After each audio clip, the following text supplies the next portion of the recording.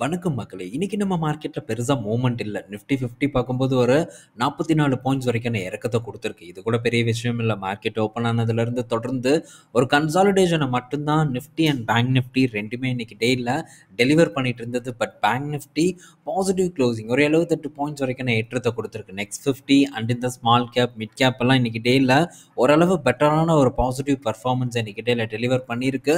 So Nifty 50 மட்டும் ஒரு சறுக்கல இன்னைக்கோட நாள்ல சந்திச்சிருக்கு.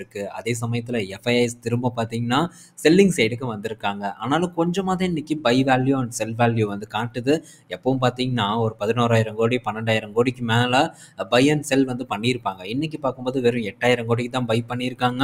9,400 கோடிக்கு தான் வித்திருக்காங்க. நெட்டா பார்க்கும்போது ஒரு 1,268 கோடிக்கு வந்து வித்திருக்காங்க. அதே சமயத்துல டிஐஎஸ் ஒரு 1,900 கோடிக்கு பை பண்ணி நல்ல ஒரு சப்போர்ட் நம்ம மார்க்கெட்டுக்கு கொடுத்துருக்காங்க. பட் இன்னைக்கு பெருசா ஒரு நல்ல ஒரு பர்ஃபார்மன்ஸ் நம்ம மார்க்கெட்டில் ஏற்படலை. ஸோ பார்ப்போம். எஃப்ஓஎம்சி மீட்டிங் இருக்குது. மேபி ஏதாச்சும் ஒரு வாலட்டில் நம்ம மார்க்கெட்டில் வரக்கூடிய இந்த வாரத்தில் கொண்டு வந்தாலும் கொண்டு வரலாம்னு நான் நினைக்கிறேன். ஸோ இந்த வீடியோவில் நம்ம பல பங்குகள் பற்றியான அப்டேட்டை டிஸ்கஸ் பண்ண போகிறோம். அதில் நம்ம முதலாவதாக பார்க்க போகிறது ஓலா பற்றியான அப்டேட் தான். ஸோ FY25க்கான இன்சென்டிவாக ஒரு 400 கோடி பார்த்திங்கன்னா ஓலாக்கு வரும் அப்படின்னு சொல்லியிருக்காங்க. இப்போ ஓலா எலக்ட்ரிக் வந்து இந்த PLI இன்சென்டிவ் கிளைம் பண்ணுறதுக்கு ஃபைல் பண்ணியிருக்கிறதா ஒரு டேட்டா வந்திருக்கு. ஸோ இந்த 400 கோடி வரக்கூடிய குவார்ட்டரில் ஓலா எலக்ட்ரிக்கு கிடைக்கும் அப்படிங்கிற ஒரு செய்தியும் பார்த்தீங்கன்னா கிடைச்சிருக்கு. இது வரக்கூடிய ரிசல்ட்டில் ரிஃப்ளெக்ட் ஆகும் அப்படிங்கிற ஒரு எதிர்பார்ப்பு வந்திருக்கு. மேபி இந்த 400 கோடி ரிஃப்ளெக்ட் ஆச்சுன்னா ஓலா எலக்ட்ரிக்கோட குவார்ட்டர்லி பர்ஃபார்மன்ஸ் ஒரு நல்ல பர்ஃபார்மன்ஸை கொடுக்கலாம். பட் அதை எப்படி இந்த நிறுவனம் காட்ட போகிறாங்கன்ட்டு வந்து நமக்கு தெரியல. ஸோ வெயிட் பண்ணி பார்ப்போம் எப்படி காட்டுறாங்கன்ட்டு. அடுத்தது ஓயோ. ஸோ ஐபிஓ வரப்போகுது அப்படிங்கிற ஒரு பெரிய அளவுக்கான ஒரு பேச்சு பார்த்தீங்கன்னா போயிட்டுருக்கு. ஸோ இந்த நேரத்தில் அன்லிஸ்டட் ஷேர் பார்த்தீங்கன்னா 26% ஒரே மாதத்தில் வந்து உயர்ந்திருக்கிறதா சொல்லியிருக்காங்க. ஸோ இப்போது ஐபிஓ வரப்போகுதுன்னு சொல்லி சொன்னாலே ரீசன்ட் ட்ரெண்ட் எப்படி இருக்குன்னா அன்லிஸ்டட் மார்க்கெட்டில் அதோட பங்கு விலை வந்து கீழே விழுந்துட்டுருக்கு. ஆனால் மாறா பார்க்கும்போது இந்த ஓயோவில் ஒரு ஏற்றம் வந்து நடந்துட்டுருக்கு. ஸோ 26% ஏறி இருக்குது. டாடா கேபிட்டல் நம்ம பார்க்கும்போது ஒரு 30% வரைக்கான ஒரு கரெக்ஷன் வந்து சந்திச்சிருந்தது.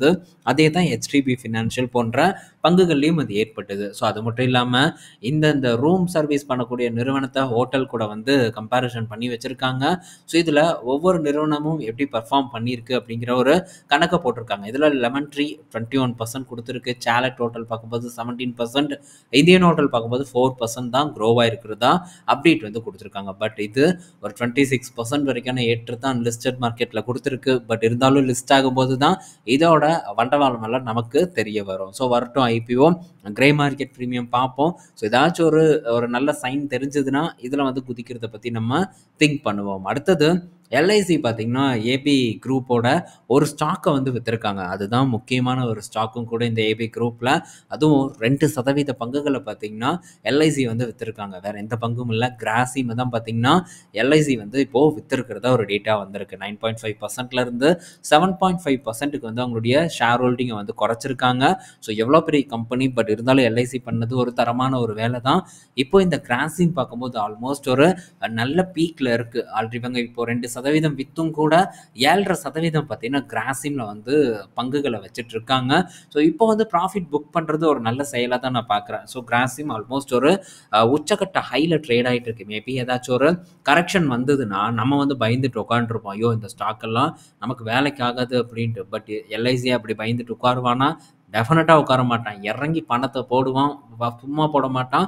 1%, 2% அப்படின்ட்டு திரும்ப பங்குகளை கூட வாங்குவான். அதனால் ஸோ எல்ஐசியெல்லாம் எப்படி பண்ணுறாங்க அப்படிங்கிறத நம்ம இந்த இடத்துல பார்க்கணும். ஆனால் இவன் கூட வந்து நம்மளை கம்பேர் பண்ணிக்க கூடாது. ஸோ இவன் வேற நம்ம வேற அப்படிங்கிறத நம்ம கண்டிப்பாக எப்போவுமே வந்து உணர்ந்துக்கணும். ஸோ எல்ஐசி சாதா ஒரு ஏதாச்சும் ஒரு மொன்ன கம்பெனியில் தான் இன்வெஸ்ட்மெண்ட் பண்ணுறான்ட்டு தொடர்ந்து கூவிட்டே இருப்பாங்க. பட் இந்த மாதிரியான குவாலிட்டியான ஸ்டாக் பலதும் பார்த்தீங்கன்னா எல்ஐசி கிட்டே இருக்குது. அதில் சும்மாவும் வந்து வைக்கல. இந்த மாதிரி சரியான நேரத்தில் ப்ராஃபிட் புக் பண்ணுறான். ஸோ மேபி இது மேலே கூட ஏறலாம். மேலே ஏறினாலும் அவனுக்கு ஒன்றும் நஷ்டம் இல்லை. இன்னும் 7.5% வச்சுருக்கான்.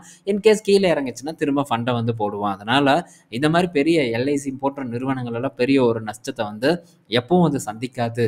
மேபி மார்க்கெட்டில் ஒரு ஏற்ற இறக்கம் இருக்கலாமே தவிர இந்த நிறுவனமெல்லாம் பெருசாக அதில் பாதாளத்துக்கு போகாதுங்கிறது என்னுடைய கருத்தாக இருக்குது. ஸோ அடுத்தது பார்த்திங்கன்னா கனரா பேங்க் கிட்ட இருந்து ஒரு அப்டேட். ஸோ இப்போ இந்த கனரா HSBC லைஃப் இன்சூரன்ஸ் விரைவில் IPO வரும் அப்படிங்கிற எதிர்பார்ப்பு இருக்கு. இதற்கான ஒரு அப்ரூவல் செபி கிட்ட இருந்து கிடைச்சிருக்கிறதாவும் சொல்லியிருக்காங்க. DRHP வந்து ஃபைல் பண்ண போறதாவும் ஒரு டேட்டா வந்து கொடுத்துருக்காங்க.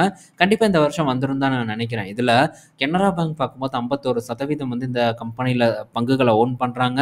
HSBC 26%, பேலன்ஸ் பார்த்தீங்கன்னா பஞ்சாப் நேஷனல் பேங்க் ஒரு 23% வந்து ஓன் பண்றதா ஒரு டேட்டா வந்து கிடைச்சிருக்கு. ஸோ எல்லாரும் பார்த்தீங்கன்னா ஆஃபர் ஃபார் சேல்ல விற்பாங்க. கனரா பேங்க் விற்பாங்களாங்கிறத நம்ம வெயிட் பண்ணி பார்க்கணும். பட் HSBC அண்ட் இந்த பஞ்சாப் நேஷனல் பேங்க் 2 பேரும் விற்கிறதுக்கான சான்சஸ் வந்து ரொம்ப அதிகமாக இருக்கு. ஸோ இந்த நிறுவனம் வரும்போது இதை பற்றி நம்ம டிஸ்கஸ் பண்ணுவோம். அடுத்தது மாருதி சுசுகி கிட்ட இருந்து ஒரு அப்டேட். ஸோ இந்த விக்டோரியஸ் பார்த்தீங்கன்னா 9,5 லட்சத்துக்கு லான்ச் பண்ணுவாங்க அப்படிங்கிற ஒரு எதிர்பார்ப்பு இருந்தது. பட் அந்த எதிர்பார்ப்பு பொய்யாக்கப்பட்டது. 10,5 லட்சத்துக்கு பார்த்தீங்கன்னா லான்ச் பண்ணியிருக்காங்க. ஸோ இந்த பிரசாவோட ரேட் என்னன்னு எனக்கு தெரியல. கண்டிப்பாக இதை விட கம்மியாக தான் வந்து இருக்கும். ஆனால் கிராண்ட் விட்டாரா இதை விட ரேட் அதிகமாக அப்படிங்கிறது மட்டும்தான் நம்ம உறுதி செய்யணும். ஸோ செக் பண்ணி பார்த்துட்டு வரேன். ஸோ சேல்ஸ் எப்படி இருக்குங்கிறத நம்ம இதை வச்சு கொஞ்சம் ப்ரெடிக்ட் பண்ணுறதுக்கும் வாய்ப்பு இருக்குது. ஸோ இதில் மாடல்ஸ் பார்த்தீங்கன்னா கசகசன் இருக்குது. மைல்டு ஹைப்ரிட், அடுத்தது CNG, அடுத்தது ஸ்ட்ராங் ஹைப்ரிட் 3 வேரியன்ட் இருக்கு.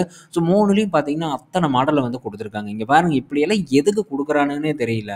LXi, VXiன்ட்டு கசன்ட்டு போட்டு தாக்கியிருக்கானுங்க. ஸோ CNG பார்க்கும்போது இங்கே தெரியுது, ஸ்ட்ராங் ஹைப்ரிட் பார்க்கும்போது இந்த இடத்துல தெரியுது. ஸோ இப்படிப்பட்ட மாடலை பார்த்தாலே எரிச்சல் ஆகுது. ஒரு 5 மாடல் வச்சா பத்தாதா? அதுவே பார்த்தீங்கன்னா அதிகம் என்னை பொறுத்த வரைக்கும். இல்லை ஒரு 3 மாடல் வச்சுட்டு முடிச்சு விடலாம்ல. ஸோ ஒவ்வொரு ஆப்ஷனையும் ஒவ்வொரு மாடலுக்கு சேர்த்தி வச்சு மக்களை மண்டையை கழுவுறதே இவங்களோட வேலையாக வந்திருக்கு. ஸோ மாருதின்னு மட்டும் இல்லை, டாடா மோட்டார்ஸும் இதே ஒரு வேலை தான் வந்து பண்ணுறாங்க. எல்லா கம்பெனிஸும் பார்க்கும்போது இந்த மாதிரி கசகசன் மாடல்ஸை வச்சு நம்மளை என்ன வாங்க வைக்கிறதுன்னு தெரியாமல் யோசிக்க வச்சு ஏதோ ஒரு மொன்ன மாடலை வாங்கி நம்ம தலையில் மிளகா அரைக்கிற ஒரு வேலையை தான் இந்த கார் கம்பெனிஸ் பண்ணுறாங்க அப்படின்னு நான் நினைக்கிறேன். ஸோ கார் கம்பெனிஸ் தான் இப்படி பண்ணுறாங்கன்னு இப்போது 2 வீலர் கம்பெனிஸும் இறங்கிட்டான். அவன் ஒரு 3-4 வேரியன்ட் வச்சு வித்துட்டு இருக்கான்.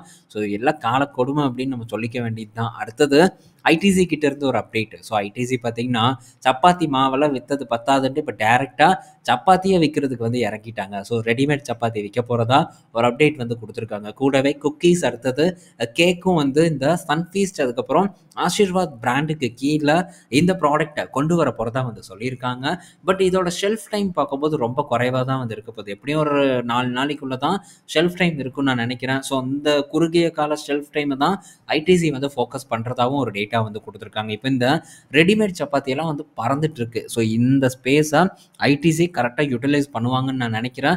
ஏன்னா இந்த பிராண்டை வச்சே வந்து இவங்க கண்டிப்பாக இந்த ரெடிமேட் சப்பாத்தியை விற்று தள்ளுறதுக்கான வாய்ப்பு ரொம்ப அதிகமாக இருக்குன்னு நான் நினைக்கிறேன். பட் இந்த குக்கீஸ், கேக்கெல்லாம் எந்த அளவுக்கு போகும் அப்படிங்கிறது நம்ம வெயிட் பண்ணி பார்க்கணும். பட் இந்த ரெடிமேட் சப்பாத்தி ஒரு நல்ல சக்ஸஸை கொடுக்கும்னு நான் நினைக்கிறேன். ஸோ லான்ச் பண்ணட்டும். லான்ச்சுக்காக நம்மளும் காத்துட்டு இருப்போம். அடுத்தது பார்த்தீங்கன்னா டிக்ஸான் டெக்னாலஜிஸ். ஸோ டிக்ஸான் பார்த்தீங்கன்னா இன்னும் வரக்கூடிய ஒரு 3 வருஷத்தில் 2.5 மடங்கு வரைக்கான ஒரு வளர்ச்சியை வந்து நாங்கள் சந்திப்போம் அப்படின்ட்டு அந்த நிறுவனத்தோட MD அண்ட் CEO-வான அதுல் லால் பார்த்தீங்கன்னா ஒரு கருத்தை வந்து சொல்லியிருக்காங்க. இந்த டிக்ஸான் பார்த்தீங்கன்னா 2015 வெறும் 13 கோடி தான் ஒரு ஃபுல் இயருக்கான ஒரு ப்ராஃபிட்டாக வந்து பண்ணியிருக்காங்க. ஆனால் இப்போ 2025 ஆல்மோஸ்ட் வந்து 10 வருஷத்தில் இவங்களுடைய வளர்ச்சி எப்படி இருக்குன்னா 10 மடங்கு பார்த்தீங்கன்னா வளர்ந்துருக்காங்க.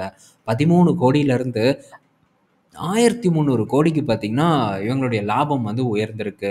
ஸோ அந்த அளவுக்கான ஒரு வளர்ச்சி இந்த டிக்ஸான் டெக் பார்த்தீங்கன்னா காட்டியிருக்காங்க. பட் இங்கேருந்து இதே மாதிரியான ஒரு வேகத்தில் வளருவாங்களா அப்படின்னு நம்ம கேட்டோம்னா அது கொஞ்சம் ஒரு சந்தேகமான ஒரு விஷயம்தான் என்னை பொறுத்த வரைக்கும். பார்ப்போம் என்ன பண்ணுறாங்கன்ட்டு. பட் இப்போல்லாம் இந்த பங்கில் எந்த ஒரு வாய்ப்பும் இல்லை. ஹை வேல்யூவில் இருக்குது. அது மட்டும் இல்லாமல் நல்ல ஒரு வளர்ச்சியை கொடுத்த ஒரு பங்காக இருக்குது. ஸோ இந்த செக்டார் இதே மாதிரி எவர் க்ரீனாக இருக்கும் அப்படின்ட்டு நம்மளால் உறுதியாக சொல்ல முடியாது. அதனால் ஜஸ்ட் நம்ம வேடிக்கை பார்க்குறத தவிர வேறு வழி இல்லை. ஸோ நம்ம போய் இந்த மாதிரியான நேரத்துலலாம் யாருமே ரிஸ்க் எடுக்க மாட்டாங்க.